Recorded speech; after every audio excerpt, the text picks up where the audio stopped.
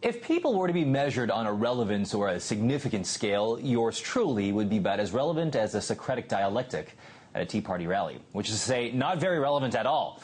But the same can't be said of the attendees of the uber-secret Bilderberg Conference, which technically you're not to know about either. Charlie Skelton, journalist and career criminal, joins us now. Mr. Skelton, I understand that at this point you are once again an ex-con.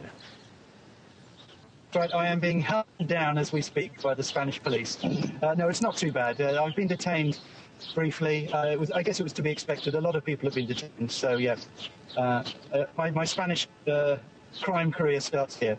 Let's take a step back here a little bit, and let's kind of establish where you are and what you're doing there. Most people here in the United States don't know what this Bilderberg Conference is, but so let's start off with, where are you right now? Where is this uber-secret Bilderberg Conference, and what is this Bilderberg Conference about anyway? Well, lots of questions. This year's conference is being held in a dreamily, securely guarded hotel up a hill on the Spanish seaside in I guess what would be described as eastern Spain's gay capital, the town of Sitges. And it's a lovely town, but and it's a lovely hotel. In fact, I stayed there for 2 nights just before lockdown, which is what they call it. The iron curtain of security comes down and the police helicopter take to the air. Okay, so what is this? And let's go ahead and go to another question. I did throw a whole bevy of questions at you. This Bilderberg Conference, here in the United States, we don't hear so much about it, but to give us some insight into what this Bilderberg Conference is. Well, it's a conference of extremely powerful people, financiers, of heads of state, prime ministers, elected officials, and they've been meeting since something like 1954 to strategize or play golf, depending upon who you believe, and they basically thrash out what happens to us for the next 12 months, and then they meet again and they do the same again. I mean, there are degrees to which people think that they are relevant. I think that these you can include the head of Deutsche Bank, the U.S. Treasury Secretary, you know, our cabinet ministers from Britain. I don't think these people meet for 4 days to play table tennis and practice their golf swing. I think that it's a very serious meeting, and it has no relationship at all with the press. In Europe, it's a different story. People do over there know more about what this Bilderberg Conference is. In where? In Britain? In Britain, yes. Britain or Europe as a totality.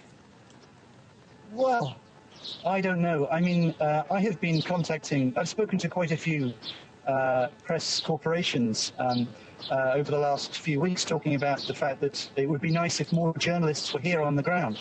And the number of times I've spoken to people who work in foreign news who simply go, the Bilderberg what? What are you talking about? And these are supposedly clued up news journalists. So I don't think yet that the Bilderberg Conference has broken out, but I think this is the year it is taking to the public consciousness. I really do think that. The question I had, just after reading some of the articles you had written last year from the Bilderberg Conference in Greece, was why all the secrecy? What's the point of all that secrecy? That is a great question. I mean, why the paranoia? What? I mean, you've got a group of, let's say this year, maybe 150 people standing outside. You've got some guerrilla journalists clambering about trying photographs of the delegates who are going to incredible ends not to be photographed.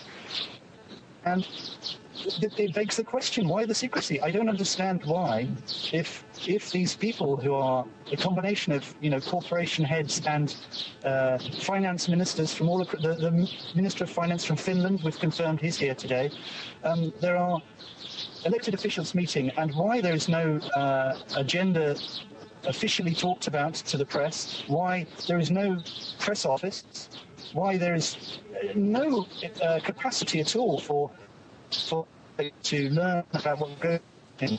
It's quite astonishing. And, you know, people talk about the Bilderberg conspiracy. It's not a conspiracy. It's a very important 4-day meeting. The conspiracy is one of silence. Now, earlier we had kind of joked about your quote-unquote criminal background, but that kind of speaks to just the level of secrecy that's attached to this conference. I guess what I'm asking you at this point, Mr. Skelton, is kind of detail for us what you had gone through last year at the Bilderberg Conference, which I believe was the first time you covered the Bilderberg Conference, and what you're so far even going through right now.